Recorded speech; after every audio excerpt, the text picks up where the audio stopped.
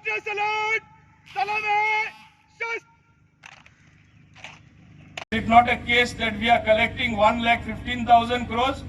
Even in a pandemic situation, is it not that we have collected this money? And what better example of our leadership can I give you? When the pandemic happened, the whole world panicked. We had a lockdown, and to ensure that the infection should not spread forward. And as a consequence, some people chose to laugh at that decision. Today, what is the result? Today, a country like America is perhaps having a third wave. Lakhs and lakhs of people dying every day. What do you have the situation in Goa? What is the situation in the rest of the country? Is it not under control?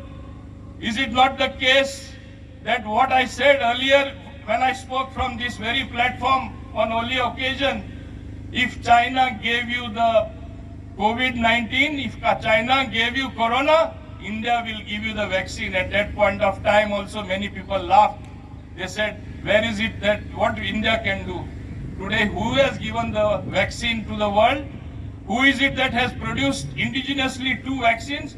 Who is it that has given SAARC countries the vaccine for COVID? Who is it that still research is going on in big ways to be pioneer leaders in the fight against this maramari, what we call? Is it not India? Is it not under Narendra Modi's leadership?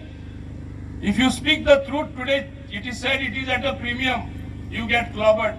But I chose in a democratic setup, what is correct, what is the fact, should be again and again told to the people. Because the forces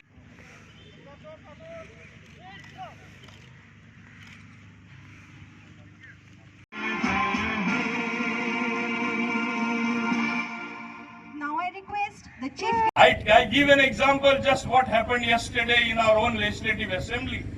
For the first time in the legislative assembly, people were carrying banners to put their point forward.